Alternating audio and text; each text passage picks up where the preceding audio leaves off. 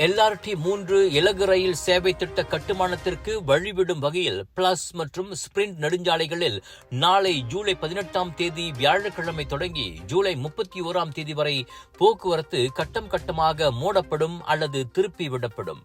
திங்கள் முதல் சனி வரை இரவு 11 மணியிலிருந்து அதிகாலை 5 மணி வரை அங்கு போக்குவரத்து மூடப்படும்.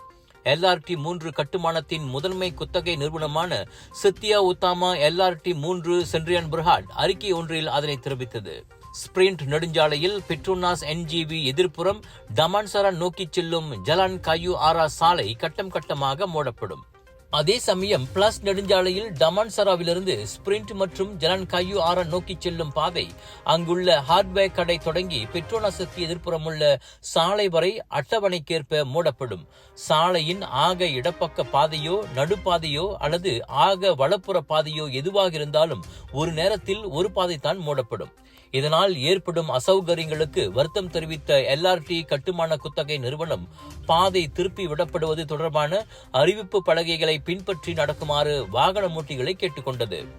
இந்த LRT-3 ரயில் சேவை திட்டம் ஸ்லாங்கோர் பண்டார் உத்தாமாவில் தொடங்கி ஜோஹான் சத்யாவில் முடிவடையும். Just watch me charge!